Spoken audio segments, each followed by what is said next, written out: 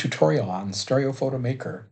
In this tutorial, I'm going to show you give you a little bit of a tour of the home screen of SPM, including the toolbar, and I'll show you a few of the keyboard shortcuts.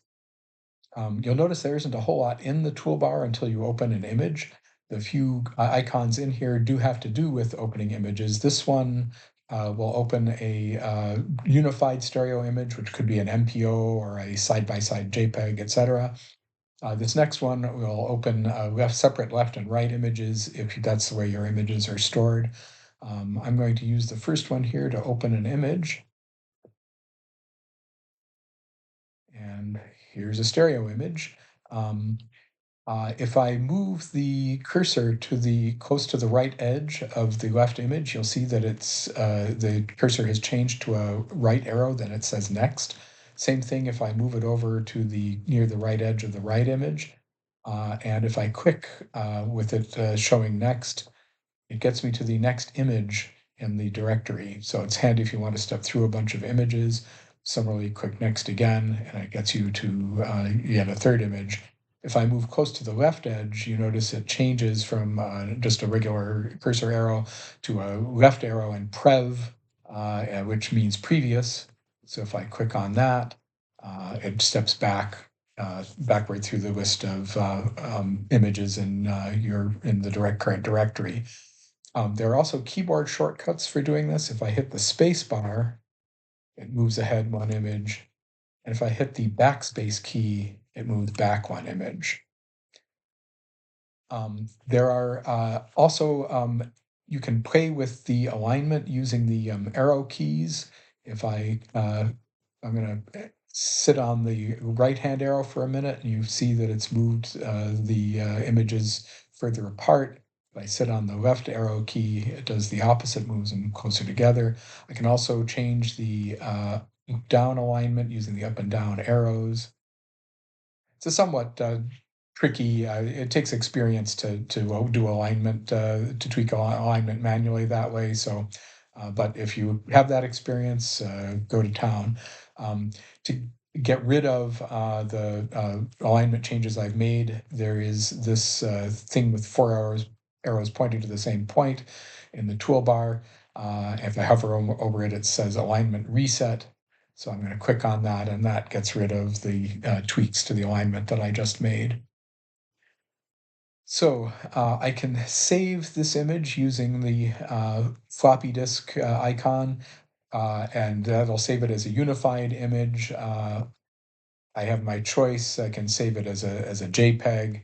I can play with the compression, etc.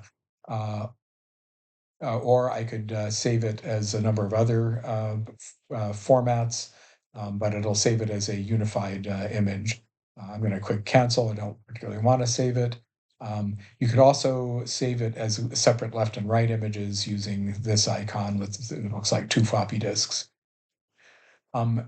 StereoPhoto Maker allows stereo-aware cropping. That's what this tool does. There are several options for this. By default, you get free cropping where it doesn't constrain the aspect ratio or the size or anything. So if I click on that and move the cursor down, you can see I get crop bars.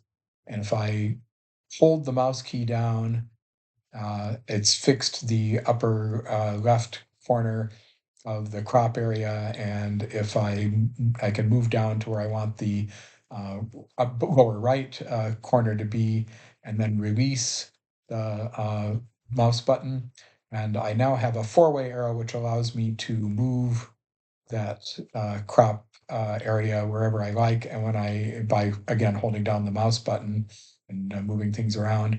But if I release the mouse button now, it actually does the crop. So there's a lot of options in cropping, and we'll cover that in a separate tutorial. In the meantime, I want to undo that, and I'll skip ahead here to one other icon in the toolbar. There's an undo option. I click that, and I'm back where I started. The alternative would be to use the edit menu. There's an edit undo. Whoops.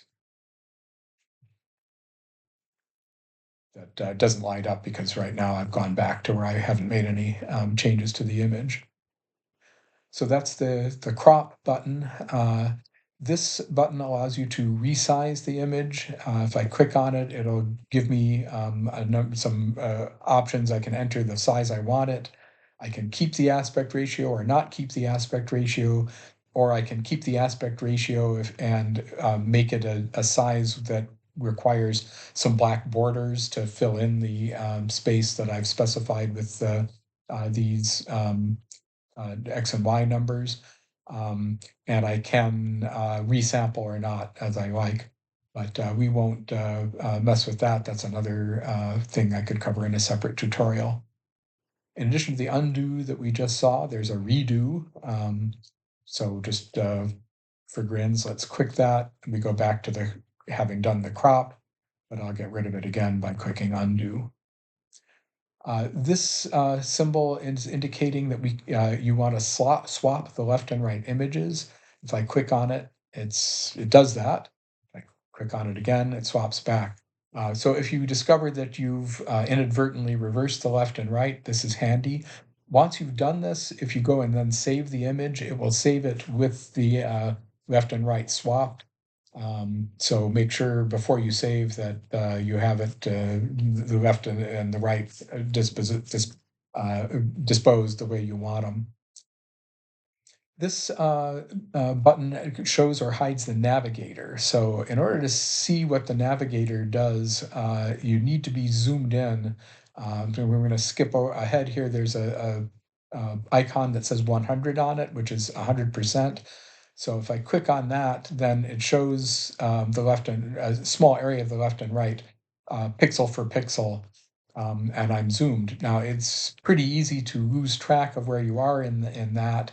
I can move around in that just holding the mouse button down and moving that hand around. But I can also do that, and I can see where I am by clicking this Show Hide Navigator. So you can see there's a little square in there, and that shows me what I've got enlarged. And I can shift around to pixel peep at other pieces of the image. So why it's handy to be able to zoom sometimes, you might have blades of grass where you're not sure which one is the very front of the screen, or you might have three branches at the side, and you want a closer look to see exactly where they start and end, that sort of thing. So that does come in handy. I'm going to get rid of it now and show you another button, which is fit, which fits the image to the screen size and gets us back where we were. I have things set to fit to the screen by default. There's an option here to show or hide a border. And if I click on that, I get a fancy, double lined with black in between border.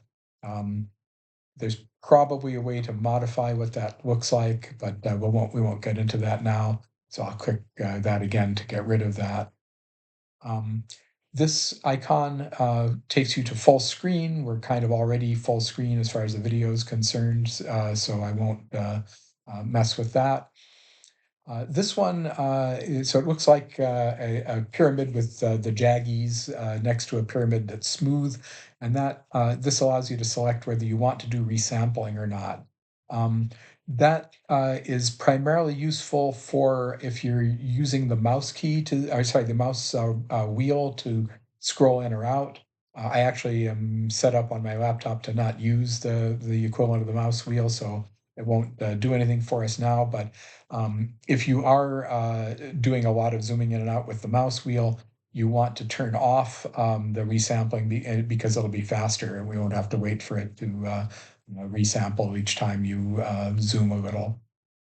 We've covered the fit to the screen area and the 100% size. You can do other zooms here.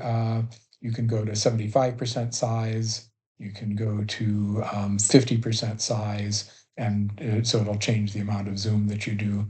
But we'll go back to 100, and we'll go back to fit, and that'll get rid of that. So there are a number of options next in line here for how you view the image. If you are running this on a PC or a monitor that uses alternate lines to separate the left and right images, you'd click on this. If you had one that does, does a checkerboard to separate the left and right images, you'd click on that. Um, Most of the time, you'll be using this for showing a left and right image. But if you want, for some reason, if you need to do up and down images, you can click on this one. And it's not letting me do that because of where the snip tool is when I'm making the video. But anyway, so I can't easily demonstrate that for you. But uh, and then there's yet another one, another option for displaying different way. You can display with little dots above each view for ease and free viewing. We won't worry about that. If you have a monitor that has separates the images using vertical interlacing, vertical stripes, you can use this to view it that way. Um, this one is for using page flipping glasses. That's probably a relatively rare thing these days. I don't have them, so I haven't used that. Um, you have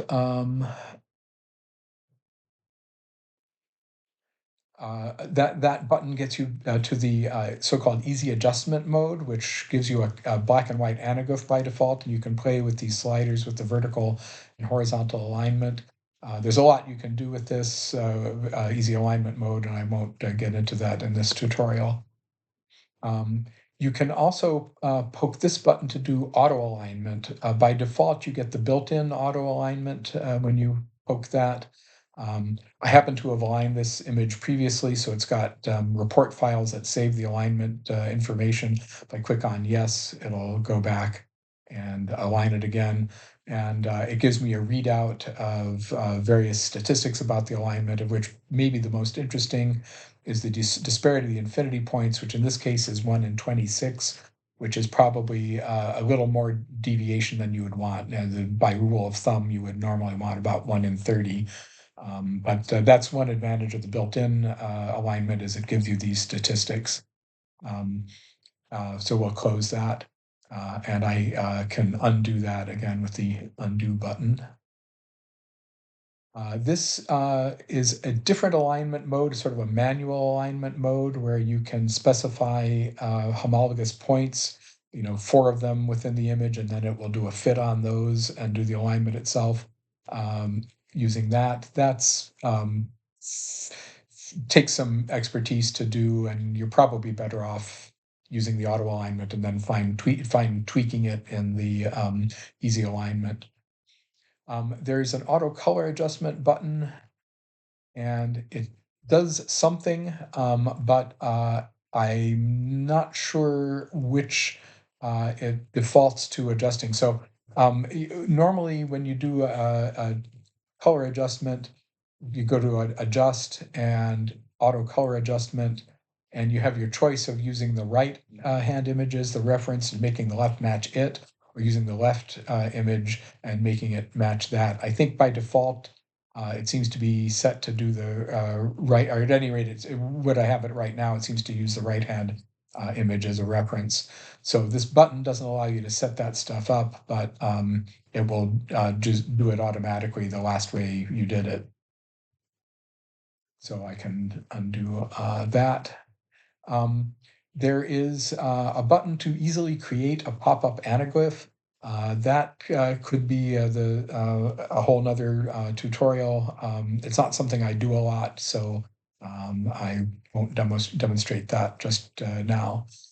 So hopefully that has covered the what you get in the home screen. There's a extensive summary of a bunch more keys that you might find handy in the StereoPhoto Maker help. I will put a link to that and to the help in general and to that particular page in the description. All right. Well, thank you for watching.